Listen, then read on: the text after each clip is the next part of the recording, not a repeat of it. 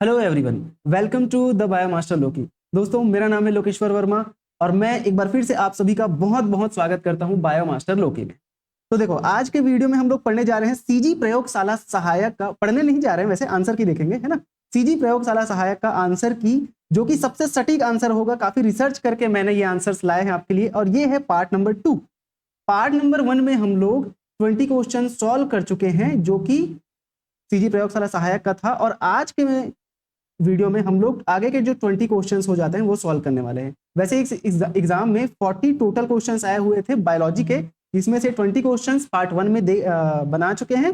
जो अगर आप नहीं देखे हैं तो वीडियो चैनल में डला हुआ है, आप जाके देख सकते हैं। इस वीडियो में बाकी के जो 20 क्वेश्चंस है उसका आंसर हम लोग देखने वाले हैं, है ना।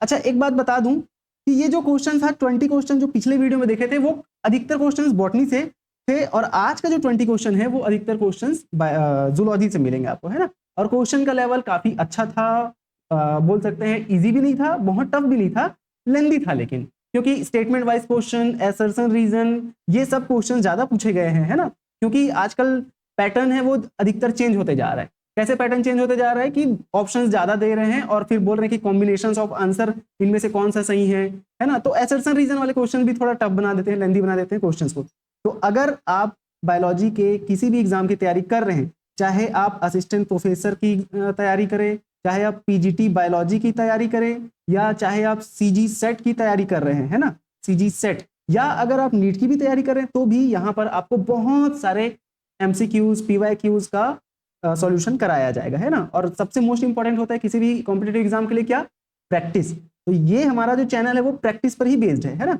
चलो, तो स्टार्ट करते हैं। आज का हमारा पहला क्वेश्चन है, जो कि 41 नंबर का था। अच्छा, आपका ये जो क्वेश्चन पेपर था वो सी सेट था, लेकिन आपका सेट अलग हो सकता है ना। तो क्वेश्चन का नंबरिंग अलग हो सकता है, बट क्वेश्चन तो सेम रहता है ना। तो चलो देखते हैं। सबसे पहला क्वेश्चन आ जाता है हमारा, if both genotype and phenotype shows the same ratio of 1:2:1 in the F2 generation, it shows that। तो यहां पर बोला जा रहा है कि यदि जीनोटाइप एवं फिनोटाइप दोनों अपने F2 पीढ़ी में एक समान 1:2:1 अनुपात दर्शाते हैं, तो यह लक्षित करता है। तो इनमें से कौन सा आंसर इसका हो जाएगा? तो इसका आंसर हो जाएगा क्या? इसका आंसर हो जाएगा ए। इनकम्प्लीट डोमिनेंस में ही, जो मोनोहाइब्रिड क्रॉस का इनकम्प्लीट डोमिनेंट होता है, उसी में ही genotypic ratio and phenotypic ratio दोनों का जो रेशियो होता है वो 1:2:3 होता है, जिसमें जो 1:2:1 होता है, जिसमें ये जो 2 वाला है ये क्या दर्शाता है? इंटरमीडिएट को दर्शाता है ना, इंटरमीडिएट को दर्शाता है। जैसे मीराबिलिस जलापा एग्जांपल हमने पढ़ा था 12th क्लास में, तो वो क्या दर्शाता है? एक व्हाइट फ्लावर और एक पिंक फ्लावर को जब, एक व्हाइट फ्लावर और एक रेड फ्लावर को जब क्रॉस किया जाता है तो पिंक फ्लावर आता है। दोनों का डोमिनेंट हो रहा है, मतलब दोनों के इंटरमीडिएट प्रोड्यूस हो रहे हैं, ठीक है। कौन सा फ्लावर? पिंक फ्लावर, समझ आया? तो ये होता है इनकम्प्लीट डोमिनेंट, मतलब जो डोमिनेंट वाला है वो रेसेसिव वाले को अच्छे से डोमिनेट नहीं कर पाया, इनकम्प्लीटली डोमिनेट किया है, इसीलिए पिंक फ्लावर इंटरमीडिएट बनता है यहाँ पर, ठीक है। तो इसका आंसर हो जाता है क्या? Incomplete dominant in monohybrid cross. First इसका आंसर हो जाएगा ए, ठीक है। नेक्स्ट क्वेश्चन हमारा आ जाता है क्या? नेक्स्ट क्वेश्चन है, बोला जा रहा है कि in human body how many bones found at the time of birth. तो मानव शरीर में जन्म के समय कितनी हड्डियां पाई जाती है? कितनी हड्डियां पाई जाती है जन्म के समय? तो इसका आंसर हो जाता है 270, 270 हड्डियां पाई जाती है जन्म के समय बच्चे में, लेकिन बाद में जाकर वो 206 हमने पढ़ा था, है ना, 206, ये 208 वैसे उसके नियर है, तो इसको ले सकते हैं अपन, है ना, 206, 208, ठीक है। तो वैसे आंसर ये नहीं होगा, इसका आंसर ये होगा 270, है ना, क्योंकि जब बच्चा पैदा लेता है तो 270 ज्यादा बोन्स पाई जाती है, ठीक है। चलो नेक्स्ट क्वेश्चन में आ जाते हैं। Ribs are attached to. तो रिब्स जो है या पसलियां जो है किससे जुड़ी होती है? पसलियां जो है किससे जुड़ी होती है? क्या स्कैपुला, क्लेविकल, इलियम या स्टर्नम, है ना। कंधे की हड्डी, यहाँ लिखा है हंसली, या इलियम या उरास्थी, इन चारों में से किससे जुड़ी होती है रिब्स या हमारी जो पसलियां हैं वो? तो इसका आंसर हो जाता है स्टर्नम, है ना। ये जो स्टर्नम है इसको ब्रेस्ट बोन भी कहा जाता है। क्या बोला जाता है? ब्रेस्ट बोन, है ना, ब्रेस्ट बोन भी कहा जाता है स्टर्नम को। तो यहां से जुड़ी होती है सारी हमारी जो रिब्स होती है वो, ठीक है। नेक्स्ट क्वेश्चन में चलते हैं। Mendel took blank contrasting characteristics of P plant in his experiment. बोला जा रहा है कि मेंडल ने अपने प्रयोगों में मटर के पौधे के खालिस्तान विरोधाभासी गुणों को लिया था। तो मेंडल ने कितने कैरेक्टर्स को लिया था? 7 कैरेक्टर्स को लिया था। सबको पता होना चाहिए, क्लास 12 का क्वेश्चन है ना। 7 कैरेक्टर्स को लिया था। वो कैरेक्टर्स कैसे थे? कॉन्ट्रास्टिंग कैरेक्टर्स थे, विरोधाभासी कैरेक्टर्स थे। विरोधाभासी या कॉन्ट्रास्टिंग का मतलब क्या होता है? ऐसे कैरेक्टर्स जो एक दूसरे के अपोजिट हो। लाइक अगर हम प्लांट के हाइट की बात करते हैं, हाइट की, तो उसमें एक टॉल प्लांट होगा, दूसरा क्या होगा? ड्वार्फ प्लांट होगा, है ना। और वहीं अगर हम फ्लावर के कलर की बात करेंगे तो भी 2 कलर होना चाहिए, है ना। और अगर सीड के शेप की बात करेंगे तो हम लोग देखते थे राउंड एंड रिंकल्ड। तो ये दो जो एक ही कैरेक्टर है उसके 2 पेयर्स हैं, है ना। इसी को ही क्या बोला जाता है? कॉन्ट्रास्टिंग कैरेक्टर्स या विरोधाभासी गुण कहा जाता है। तो मेंडल ने 7 कैरेक्टर्स लिया था। चलो नेक्स्ट क्वेश्चन में चलते हैं। Carefully read the statement below and choose the correct option, है ना। नीचे लिखे वाक्यों को ध्यान से पढ़कर सही विकल्प का चुनाव करें, ठीक है। तो असर्शन लिखा गया है कि incomplete dominance phenotypic ratio of F2 generation is 1:2:1। तो ये तो बिल्कुल सही लग रहा है, क्योंकि अभी जस्ट हमने इनकम्प्लीट डोमिनेंट को देखा था, उसमें 1:2:1, जिसमें ये जो बीच वाला 2 है वो इंटरमीडिएट को शो करता है, पिंक फ्लावर, मीराबिलिस जलापा, ठीक है। तो ये असर्शन तो बिल्कुल सही लग रहा है। क्या रीजन सही है? Incomplete dominance heterozygous have expression of both the allies. तो यही तो है, ये जो इंटरमीडिएट है हेट्रोजाइगस, यही है इंटरमीडिएट, है ना। यही हेट्रोजाइगस है, मतलब जिसमें डोमिनेंट वाला और रिसेसिव वाले दोनों का कैरेक्टर आया है, यही हेट्रोजाइगस है। तो ये जो इंटरमीडिएट है इसमें दोनों के कैरेक्टर्स हैं, है ना। लाइक व्हाइट फ्लावर और पिंक फ्लावर को जब क्रॉस कराया जाता है, सॉरी व्हाइट और रेड को जब क्रॉस कराया जाता है तो हमारा अगला फ्लावर आता है इंटरमीडिएट, वो कौन सा कलर का होता है? पिंक कलर का होता है, जिसमें व्हाइट के भी कैरेक्टर्स होते हैं और किसके कैरेक्टर्स होते हैं? रेड के भी कैरेक्टर्स होते हैं। इसीलिए इसका आंसर क्या हो जाएगा? तो इसका आंसर हो जाएगा क्या? दोनों सही है। assertion and reason both are true and the reason is correctly explains the assertion, ठीक है। तो ये ए इसका आंसर हो जाएगा। हिंदी में भी अगर हम बात करेंगे तो यहाँ पर वही लिखा गया है, अपूर्ण प्रभाविता में F2 पीढ़ी का फिनोटिपिक अनुपात 1:2:1 होता है, बिल्कुल होता है। और कारण इसका दिया गया कि अपूर्ण प्रभाविता के विषम युग्मजी अवस्था में दोनों ही एलील की अभिव्यक्ति होती है, बिल्कुल, है ना। तो ये भी सही लग रहा है, तो इसका आंसर क्या हो जाएगा? ए हो जाएगा, ठीक है। लेकिन इसमें वैसे कंफ्यूजन है, ऐसा भी हो सकता है कि इसका आंसर बी भी हो सकता है, क्योंकि दोनों सही जरूर है, बट जो बी है वो फर्स्ट वाले का एक्सप्लेनेशन सही दे रहा है कि नहीं, ये थोड़ा सा डाउटफुली है ना। तो इसको राउंड कर लेते हैं। चलो इसका आंसर नहीं दे रहे हैं अभी, है ना। व्यापम क्या देता है इसका आंसर देखा जाएगा, लेकिन मेरे हिसाब से वैसे इसका आंसर ए होना चाहिए, ठीक है। चलो 46 नंबर। तो arrange the genetic material of eukaryotes in their increasing size, है ना। तो बोला जा रहा है कि यूकैरियोट्स के आनुवंशिक पदार्थ को उनके बढ़ते हुए आकार के क्रम में जमाइए। तो ये जो दिया गया है chromosome, solenoid, chromatids, DNA helix या न्यूक्लियोसोम, इन सभी को हमको क्या साइज के अकॉर्डिंग जमाना है। कैसे साइज के अकॉर्डिंग? सबसे छोटा कौन है, फिर उससे बड़ा, फिर उससे बड़ा, फिर उससे बड़ा, ऐसे हमको क्या करना है? जमाना है, ठीक है ना। तो सबसे पहले हम लोग देख लेते हैं 46 नंबर, है ना। इसका आंसर क्या हो जाएगा? 46 नंबर का आंसर हो जाएगा ए हो जा रहा है इसका आंसर, ठीक है। ए कैसे होगा देख लेते हैं। यहां पर एक सेकंड, सॉरी ए नहीं होगा, डी हो जाएगा इसका आंसर। डी कैसे होगा? एक चीज यहां पर ध्यान देना कि हमेशा याद रखना, क्रोमोसोम जो है वो सबसे बड़ा होता है, ठीक है ना। क्रोमोसोम जो है सबसे बड़ा है, तो ए यहां पर सबसे बड़ा है तो वो सबसे लास्ट में आएगा। तो ए देख लेते हैं, इस वाले में ए बड़ा है, डी वाले में ए बड़ा है और बी वाले में ए बड़ा है। तो यहां पर ए और सी तो कट गया, क्योंकि हमको क्रोमोसोम का साइज बड़ा होता है, वहीं से ही पता चल गया कि बी या डी इसका आंसर हो सकता है। लेकिन उसके बाद यहां पर ध्यान देना कि ये जो क्रोमेटिड है और डीएनए हेलिक्स है ना, और न्यूक्लियोसोम है, इन तीनों को देखना, सी, डी और ई। तो यहां पर बस ध्यान देना बी और सी में, ठीक है। सोलेनॉइड एंड क्रोमेटिड, सोलेनॉइड और क्रोमेटिड में याद रखना, जो सोलेनॉइड है वो छोटा होता है, क्रोमेटिड बड़ा होता है, ठीक है। अगर मैं क्रोमोसोम की बात करूं तो ये इस तरीके से होता है, ये है क्या? क्रोमोसोम, ठीक है। ये एक अकेला क्रोमेटिड है, बीच में यहां पर होता है सेंट्रोमियर, है ना। तो क्रोमोसोम सबसे बड़ा। लेकिन एक चीज और याद रखना कि ये जो सोलेनॉइड है वो भी कैसा होता है? बड़ा होता है। बट सोलेनॉइड से बड़ा कौन होता है? क्रोमेटिड होता है। तो यहाँ पर सी जो है वो सेकंड लास्ट में आएगा, फिर बी आएगा, ठीक है। और डी जो है, डी डीएनए हेलिक्स, ये सबसे छोटा होता है, याद रखना। डीएनए हेलिक्स जो है इस तरीके से, ये डीएनए हेलिक्स ये सबसे छोटा होता है ना। तो छोटा होता है तो सबसे पहले यही आएगा। और ये जो न्यूक्लियोसोम है तो ये क्या होता है, डीएनए प्लस हिस्टोन प्रोटीन को मिलाकर क्या बनता है, न्यूक्लियोसोम। डीएनए प्लस हिस्टोन क्या बनाता है, न्यूक्लियोसोम, ठीक है। तो ये भी बड़ा हो जाएगा, तो मतलब हमारा आंसर डी हो जाता है। सबसे पहले आ जाएगा डीएनए हेलिक्स, फिर न्यूक्लियोसोम, फिर आ जाएगा हमारा क्या बोलते हैं, सॉरी हाँ, फिर आ जाएगा सोलेनॉइड, उसके बाद आ जाएगा क्रोमेटिड, और उसके बाद आ जाएगा क्रोमोसोम। तो इसका आंसर हो जाता है क्या, डी। चलो नेक्स्ट क्वेश्चन में चलते हैं।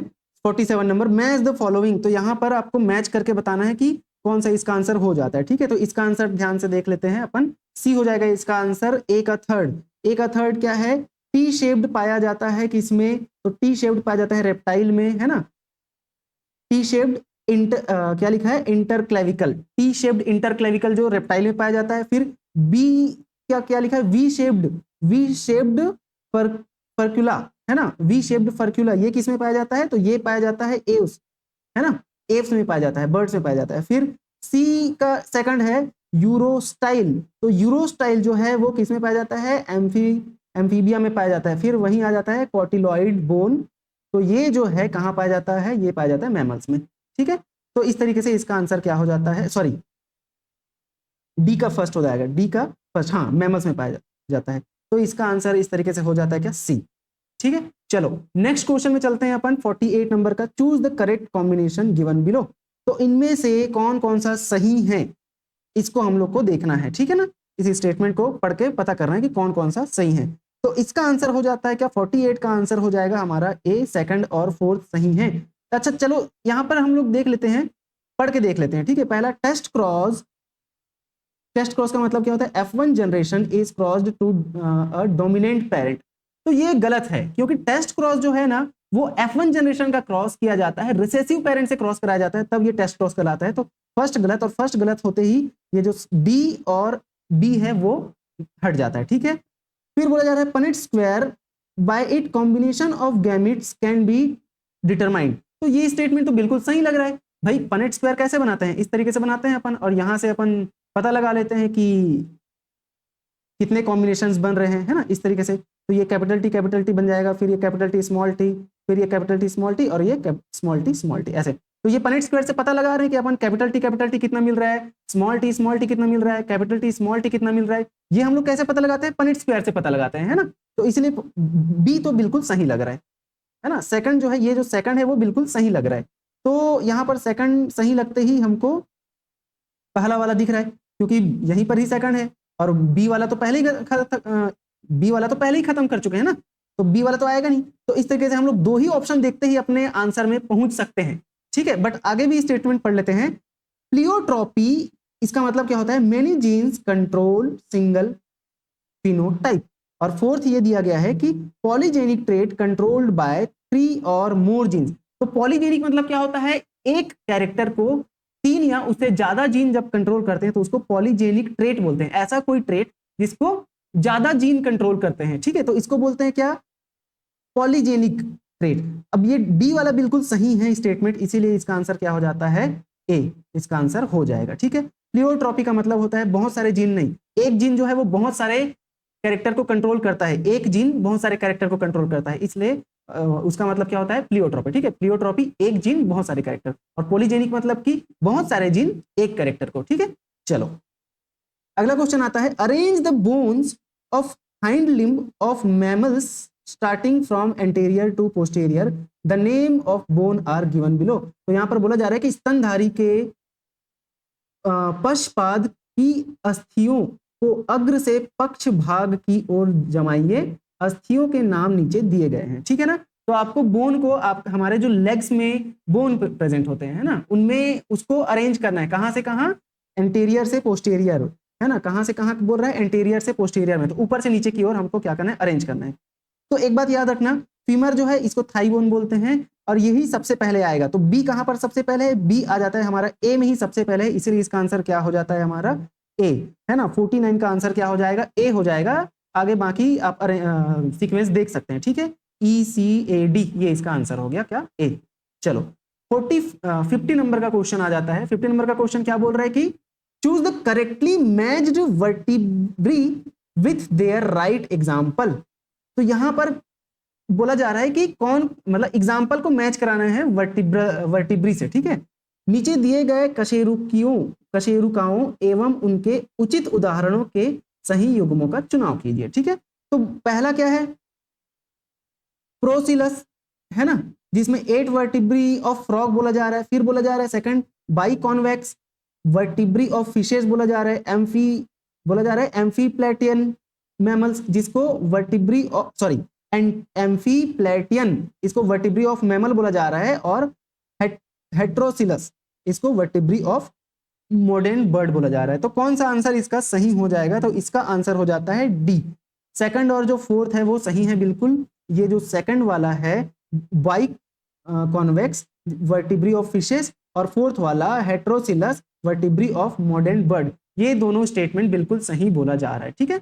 चलो तो 51 नंबर का क्वेश्चन हम लोग देखते हैं। Natural mutation is in plant and animal were first observed bye. तो ये जो नेचुरल म्यूटेशन है ये सबसे पहले किसके द्वारा ऑब्जर्व किया गया, तो इसका आंसर हो जाता है क्या, ह्यूगो डी व्रीज, है ना। ह्यूगो डी व्रीज के द्वारा देखा गया। 51 का आंसर क्या हो जाएगा, सी हो जाएगा। इन्होंने ह्यूगो डी व्रीज ने किस पर काम किया, एक प्लांट है इवनिंग प्रिमरोज, इवनिंग प्रिमरोज, इस पर काम किया। इसको और क्या बोला जाता है, क्या ओइनोथेरा लैमार्कियाना, ओइनोथेरा लैमार्कियाना बोला जाता है, ठीक है। तो इन्होंने ह्यूगो डी व्रीज ने इवनिंग प्रिमरोज में पे काम किया था, तो इसका आंसर हो जाएगा ह्यूगो डी व्रीज, सी हो जाता है इसका आंसर, ठीक है। 52 नंबर देखते हैं। The maximum frequency of recombination in gene that can occur between 2 loci is. तो बोला जा रहा है किन्हीं 2 लोकस के बीच होने वाले पूर्व संयोजन की अधिकतम आवृत्ति होती है, कितनी होती है, तो इसका आंसर हो जाता है 50%, है ना। 50% ही मैक्सिमम फ्रीक्वेंसी होती है रिकॉम्बिनेशन की, ठीक है। चलो 53 नंबर का क्वेश्चन बोला जा रहा है 9:7 ratio is the result of which type of inheritance.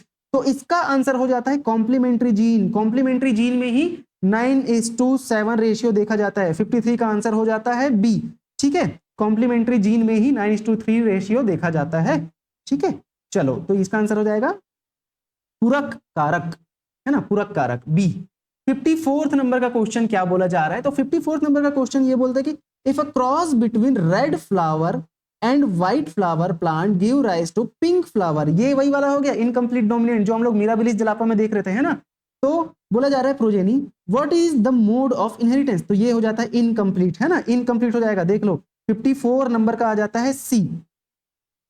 ये क्वेश्चन तो मतलब 3 बार एक ही क्वेश्चन पूछा गया है, 3 बार अलग अलग तरीके से, है ना। इनकम्प्लीट डोमिनेंट अलग अलग तरीके से 3 बार पूछा गया है। इसका रेशियो क्या होता है, तो इसका रेशियो होता है 1:2:1। यही फिनोटिपिक रेशियो भी है और यही जीनोटिपिक रेशियो भी है। जीनोटिपिक और फिनोटिपिक दोनों रेशियो 1:2:1 होता है, जिसमें ये जो 2 है ये इंटरमीडिएट को बताता है ना, इंटरमीडिएट मतलब मिक्सिंग, ठीक है। दोनों के कैरेक्टर्स शो हो रहे हैं यहाँ पर, है ना। तो ये देखो एक क्वेश्चन को 3 तरीके से घुमा के, एक ही क्वेश्चन को 10 तरीके से घुमा के पूछा जा सकता है, और इसीलिए हमारे इसी चैनल पे इन तरीके के क्वेश्चंस को आपको प्रॉपर अच्छे से क्या कराया जाएगा, प्रैक्टिस कराया जाएगा। तो आप चैनल को सब्सक्राइब कर लें अगर सब्सक्राइब नहीं किए हैं तो, और वीडियो को लाइक भी कर सकते हैं अगर पसंद आ रहा होगा तो। चलो कर दो भाई लाइक, ठीक है। 55 नंबर का क्वेश्चन ये है कि in lac operon arrange the gene in correct sequence given below. तो यहां पर लैक ओपेरॉन के बारे में बोला जा रहा है ना, जिसमें आपको सीक्वेंस बताना है। बोला जा रहा है लैक ओपेरॉन में नीचे दिए गए जीन्स को सही क्रम में समझाइए। लैक ओपेरॉन का अगर हम मॉडल बनाना चाहे तो इस तरीके से ऐसे बनता है ना, जहां पर प्रमोटर रहेगा, फिर उसके बाद रहता है ऑपरेटर, फिर उसके बाद स्ट्रक्चरल जीन रहेंगे जिसमें Z, Y और A ऐसे स्ट्रक्चरल जीन रहेंगे, और यहां पर रेगुलेटर प्रोटीन रहता है, ठीक है ना, I जीन जिसको बोलते हैं, है ना, रेगुलेटर। तो सबसे पहले कौन आएगा? तो सबसे पहले इसका आंसर हो जाता है 55 का आंसर हो जाएगा ए, जिसमें सबसे पहले आता है कौन? रेगुलेटर, फिर आता है ये हमारा रेगुलेटर फर्स्ट, फिर आएगा हमारा प्रमोटर सेकंड, फिर आता है हमारा ऑपरेटर थर्ड, फिर वाई आएगा, नहीं जेड आएगा, ये आ जाएगा फोर्थ में और ये आ जाएगा फिफ्थ में, और इसके बाद ए भी यहाँ पर दिया रहता है, तो ये सीक्वेंस होता है ना। ये जो स्ट्रक्चरल जीन है इसका आंसर ए हो जाएगा। स्ट्रक्चरल जीन जो है ना जेड वाई ए, ये क्या क्या करते हैं? तो जेड जो है बीटा गैलेक्टोसाइडेज के लिए कोड करता है, वाई जो है वो ट्रांस परमिएज, जेड ये बीटा गैलेक्टोसाइडेज, और जो वाई है परमिएज, और जो ए है वो ट्रांस एसिटाइलेज के लिए कोड करता है, ठीक है ना। और ये जितने भी प्रोटीन्स हैं वो अलग अलग काम करते हैं। तो ये रहा लैकोपेरॉन। 56 नंबर का क्वेश्चन आ जाता है, choose correct statement regarding the process of protein synthesis, है ना। प्रोटीन सिंथेसिस का करेक्ट सीक्वेंस आपको क्या करना है? बताना है। तो इसका आंसर हो जाता है 56 नंबर का आंसर हो जाएगा बी, इसका आंसर होता है। इसमें बोला जा रहा है कि पहला जो ऑप्शन है क्या है? In prokaryote translation of mRNA begins with mRNA transcription. तो ये स्टेटमेंट बिल्कुल सही है। जैसे जैसे एमआरएनए ट्रांसक्रिप्शन चलते रहता है उसके साथ साथ ही इधर एमआरएनए का ट्रांसक्रिप्शन चल रहा है और इधर ट्रांसलेशन का प्रोसेस भी शुरू हो गया है ना। तो साथ साथ ही चलता है, ट्रांसक्रिप्शन के साथ साथ ही स्टार्ट हो जाता है ट्रांसलेशन। तो ये स्टेटमेंट बिल्कुल सही है। फिर बोला जा रहा है दूसरा बोला जा रहा है prokaryotic mRNA are largely polycistronic. तो ये जो है, एक सेकंड ना, 56 का, हाँ 56 का आंसर बी ही है ना। तो ये जो है prokaryotic mRNA are largely polycistronic, तो ये स्टेटमेंट गलत है। Starting amino acid is an क्या लिखा है? Formylmethionine in prokaryote. तो प्रोकैरियोट में स्टार्टिंग जो अमीनो एसिड होता है वो क्या होता है? मिथियोनिन ही तो होता है ना, मिथियोनिन MET। तो ये भी सही है, थर्ड भी सही है। तो थर्ड के सही होते ही सिर्फ एक ही ऑप्शन अपने को दिख रहा है, वो है क्या? बी, ठीक है। फोर्थ बोल रहा है 40S and 60S ribosome unit takes part in prokaryotic translation, है ना। प्रोकैरियोट में अनुलिपीकरण में 40S और 60S राइबोसोम यूनिट भाग लेते हैं।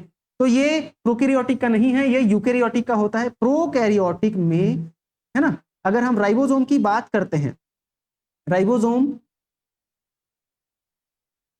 ये दो टाइप का होता है ना। एक होता है राइबोसोम 70S राइबोसोम और एक होता है 80S राइबोसोम। और इनमें भी ये जो 70S राइबोसोम है वो दो सब यूनिट में बटा होता है। एक होता है 50 सब यूनिट, है ना, और एक होता है 30 सब यूनिट में। और 80S राइबोसोम है वो एक 60S सब यूनिट में बटा होता है और एक 40S सब यूनिट में बटा होता है। तो ये जो 80S सब राइबोसोम है ये पाया जाता है सिर्फ और सिर्फ यूकैरियोटिक में पाया जाता है 80S। लेकिन ये जो प्रोकैरियोटिक राइबोसोम है ये सिर्फ और सिर्फ प्रोकैरियोटिक में, है ना, नहीं सिर्फ और सिर्फ प्रोकैरियोटिक में नहीं, प्रोकैरियोटिक में सिर्फ 70S ही पाया जाता है। बट यूकैरियोटिक में 70 भी पाया जाता है, 80 भी पाया जाता है। 70 जो है वो आपके क्लोरोप्लास्ट एंड माइटोकॉन्ड्रिया में पाया जाता है, लेकिन बाकी जगह का जो राइबोसोम है वो 80S का होता है। इसीलिए याद रखना 80S जो है वो यूकैरियोटिक में पाया जाता है, ना कि प्रोकैरियोटिक में। प्रोकैरियोटिक में सिर्फ और सिर्फ 70S राइबोसोम पाया जाता है। तो इसका आंसर हो जाता है हमारा बी। चलो 57 नंबर का क्वेश्चन ये बोल रहा है कि the correct sequence of enzyme being used during prokaryotic DNA replication. बोला जा रहा है कि प्रोकैरियोटिक डीएनए प्रतिकृतिकरण के दौरान प्रयोग में लाए जाने वाले एंजाइम्स का प्रयोग में लाए जाने का सही अनुक्रम, है ना, बताना है आपको। सीक्वेंस सही बताना है, कौन सा एंजाइम सबसे पहले आता है, उसके बाद कौन सा यूज होता है, फिर कौन सा यूज होता है, फिर कौन सा यूज। तो इसका आंसर हो जाता है क्या? सी। इसका आंसर हो जाएगा कैसे? सबसे पहले आता है बी, एंडोन्यूक्लियस सबसे पहले काम करेगा, है ना। उसके बाद आता है सी, है ना, हेलिकेज। हेलिकेज क्या करता है? हेलिकेज डीएनए के जो कॉइलिंग होती है, स्ट्रैंड की कॉइलिंग, उसको अनवाइंड करता है, ठीक है। तो हेलिकेज आ जाएगा। फिर डी आ जाता है प्राइमेज, जो क्या बनाएगा? प्राइमर बनाता है। प्राइमर पहले बनता है, फिर डीएनए पॉलीमरेज आके उसको एक्सटेंड करता है, ठीक है। तो इसके बाद प्राइमेज के बाद आता है क्या? ई आ जाता है। तो ई है डीएनए पॉलीमरेज, जो कि 4th नंबर में आएगा। फिर लास्ट में आता है लाइगेज। तो ये आंसर ना थोड़ा इजी, मतलब ये जो क्वेश्चन है थोड़ा इजी है, बस दिमाग लगाना है आपको और जल्दी बना सकते हैं इस चीज को आप, है ना। ये आ जाएगा लाइगेज 5th नंबर में। कैसे? अगर आपको पता है कि लाइगेज जो है वो सबसे लास्ट में काम करता है, वो क्या करता है? डीएनए में जो छोटे छोटे गैप बच जाते हैं, निक बच जाते हैं, उनको फिल करता है, सबसे लास्ट में काम करता है। तो ये पता होते ही आपके दो आंसर खत्म, क्योंकि देखो लाइगेज सबसे लास्ट में काम करेगा तो वो सबसे लास्ट में आएगा। तो देखो ए कहां पर सबसे लास्ट में है, बी में और सी में, ए सबसे लास्ट में है, तो ए और डी तो वैसे ही कट गया, है ना। तो इस तरीके से आप आंसर निकाल सकते हो। फिर यहां पर देख सकते हो कि लाइगेज के पहले पहले कौन काम किया है, तो उसके पहले डीएनए पॉलीमरेज ने काम किया है, तो यहां पर ई आना चाहिए उसके जस्ट पहले। तो इस वाले में सेकंड लास्ट में देखो ई यहां पर ये पहले आ रहा है, बट यहां पर तो ई इधर पहले ही ला दिया, ये तो ऐसे ही गलत हो गया भाई। बी वाले में डीएनए पॉलीमरेज सबसे पहले कैसे आ जाएगा, पहले तो हेलिगेज ओपन करेगा ना। तो इसीलिए इस तरीके से इसका आंसर आप निकाल सकते हैं। इजी होता है क्वेश्चन, थोड़ा सा ट्रिक लगाना होता है, और यही सब ट्रिक्स इस चैनल में आपको बताया जाने वाला है ना। चलो नेक्स्ट जो हमारा क्वेश्चन आता है, ये क्वेश्चन थोड़ा विजिबल है कि नहीं, ठीक है विजिबल होना चाहिए वैसे। चलो मैच द फॉलोइंग, यहाँ पर मैच द फॉलोइंग की बात की गई है, 58 नंबर का क्वेश्चन है, और 58 का आंसर हो जाता है क्या, सी इसका आंसर है। कैसे सी इसका आंसर है देखते हैं, है ना। बोला जा रहा है यूप्लॉइड्स, ऑटोपॉलीप्लॉइड, है ना, एन्यूप्लॉइड्स एंड एलोपॉलीप्लॉइड। तो ए का सी है, ध्यान देना, है ना, ए का सॉरी ए का थर्ड, ए का थर्ड का ए, फिर फर्स्ट का बी, ये है फर्स्ट का बी, है ना, और फिर सेकंड का हो जाएगा सी, इसका सी हो जाएगा, और लास्ट का हो जाएगा फोर्थ का डी। तो ये आप याद रख सकते हो, वैसे ये चीजें याद करने वाली है, ठीक है। चलो तो इसका आंसर हो जाता है क्या, सी। 59 नंबर का क्वेश्चन देखते हैं, एक ही क्वेश्चन और बच गया अपने पास इसको छोड़कर, ठीक है। तो देखो read carefully the given statement and choose correct option. आपको असर्शन और रीजन फिर से आ गया ऑलमोस्ट। ये जो पूरा क्वेश्चन पेपर है ना, इसमें असर्शन, रीजन और स्टेटमेंट वाइज क्वेश्चन ही दिया गया है ज्यादातर, और यही सब पैटर्न ना आपके एग्जाम को लेंदी बनाता है। टफ नहीं होता है, बस समझना होता है थोड़ा। और ये कब कैसे आता है, प्रैक्टिस से आता है। तो अगर आप बहुत सारा प्रैक्टिस चाहते हैं तो चैनल को सब्सक्राइब कर लें। चलो assertion, in epistasis the dihybrid ratio is 9:3:4 और 1:2:3:1।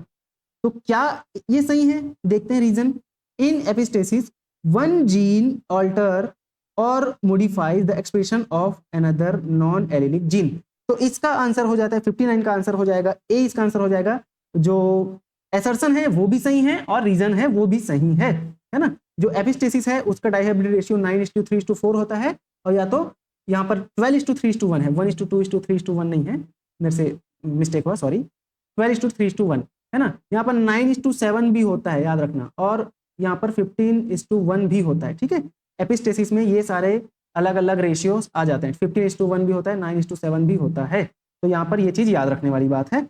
तो इसका आंसर क्या हो जाएगा, ए। लास्ट क्वेश्चन हमारा आज के सेशन का हो जाता है क्या, among the following amino acid for which only one type of codon is present. बोला जा रहा है निम्नलिखित में से किन अमीनो अम्ल के लिए केवल एक ही प्रकार का कोडोन पाया जाता है ना।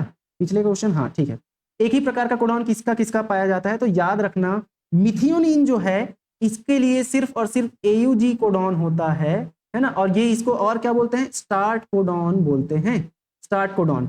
और यहाँ पर ये जो ट्रिप्टोफेन है इसके लिए भी एक ही कोडोन होता है, GG, है ना, UGG,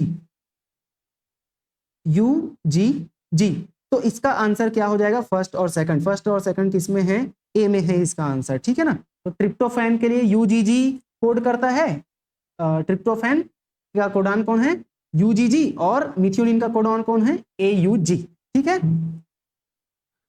तो इस तरीके से, अच्छा स्टॉप कोडॉन की बात कर लेते हैं। यहीं पर स्टॉप कोडॉन कौन होता है ट्रांसलेशन में, तो UAA, UGA, UAG, ये तीन कोडॉन स्टॉप कोडॉन कहलाते हैं, जो कि ट्रांसलेशन को क्या करवाते हैं, स्टॉप करवाते हैं।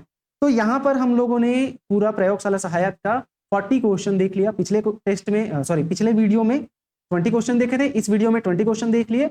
अगर आपको इन किसी भी क्वेश्चन में कोई डाउट है तो पूछ सकते हैं। वैसे आंसर भी बता सकता था, लेकिन क्योंकि आपका 29 सितंबर को एक और एग्जाम होने वाला है जिसका नाम क्या है, लैब टेक्नीशियन, है ना, लैब टेक्नीशियन या प्रयोगशाला तकनीशियन, है ना।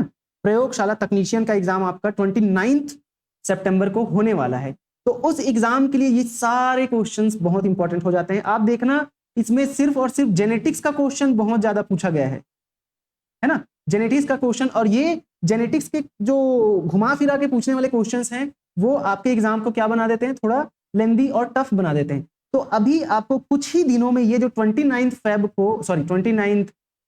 सितंबर को एग्जाम होने वाला है लैब टेक्नीशियन, उसके लिए प्रैक्टिस सेशन आने वाला है कुछ ही दिनों में, जिसमें जेनेटिक्स का क्या हम लोग पूरा सिलेबस बहुत अच्छे से कवर करेंगे, सभी चीजों को काफी अच्छे से पढ़ेंगे विथ एमसीक्यू। हम लोग जनरली एमसीक्यू ही देखेंगे, प्रैक्टिस ही देखेंगे, लेकिन इस एमसीक्यू के साथ साथ आपके कॉन्सेप्ट को भी क्या किया जाएगा, क्लियर किया जाएगा। तो आप अगर चैनल को सब्सक्राइब नहीं किए हैं तो सब्सक्राइब कर लें, क्योंकि आपको आने वाले दिनों में बहुत सारी चीजें मिलने वाली है। अगर आप पीजीटी बायोलॉजी की तैयारी कर रहे हैं, व्याख्याता बायोलॉजी की तैयारी कर रहे हैं, या अगर आप असिस्टेंट प्रोफेसर की तैयारी कर रहे हैं, बॉटनी, जूलॉजी, बायोकेमिस्ट्री, किसी भी एग्जाम की तैयारी कर रहे हैं, किसी भी पेपर की, और या तो आप सीजी सेट की भी तैयारी कर रहे हैं या नीट की तैयारी कर रहे हैं, किसी भी एग्जाम की तैयारी कर रहे हैं, आपके लिए ये सारे वीडियोस, क्योंकि बायोलॉजी के ही क्वेश्चंस हैं और बहुत अच्छे क्वेश्चंस हैं। इस बार का क्वेश्चन ये जो पूछा गया था वो बहुत अच्छा क्वेश्चन है, लेंदी था जरूर, लेकिन लेवल को बढ़ाने के लिए इस तरीके का क्वेश्चन पूछा जा रहा है। और आजकल के एग्जाम में तो भाई ये पैटर्न अपनाया ही जा रहा है, क्योंकि कंपटीशन बढ़ते जा रहा है तो क्वेश्चन का लेवल भी बढ़ाना ही पड़ेगा। तो बढ़ रहा है, तो इसके लिए आपको क्या चाहिए, बहुत ज्यादा प्रैक्टिस चाहिए, और प्रैक्टिस चाहिए तो आपको कहां पर आना पड़ेगा, बायोमास्टर लोकी में आना पड़ेगा। तो चलो, इसी के साथ आज का सेशन हम लोग यहीं पर एंड करते हैं। वीडियो में लास्ट तक बने रहने के लिए बहुत बहुत धन्यवाद। नेक्स्ट वीडियो जो हमारा होगा वो होगा असिस्टेंट प्रोफेसर का 2019 का जूलॉजी का पीवाईक्यू क्वेश्चन का सेशन होगा, जो हम लोग काफी डिटेल से एक्सप्लेन करते हुए पढ़ेंगे, है ना। पूरा आंसर भी देखेंगे, क्वेश्चन को समझेंगे अच्छे से, उससे आपके बहुत सारे क्वेश्चंस क्या हो जाएंगे, क्लियर, बहुत सारे डाउट्स आपके क्या हो जाएंगे, क्लियर हो जाएंगे। ठीक है, क्या होता है ना कि हम लोग पढ़ते तो बहुत है, लेकिन जब तक प्रैक्टिस नहीं करते तब तक हमारे कॉन्सेप्ट क्लियर नहीं होते। तो वही चीज के लिए हमारा जो बायोमास्टर लोकी है वो क्या करने वाला है, फोकस करने वाला है। बायोमास्टर लोकी मतलब कौन है, लोकेश्वर वर्मा। ठीक है, चलो बहुत बहुत धन्यवाद वीडियो में बने रहने के लिए।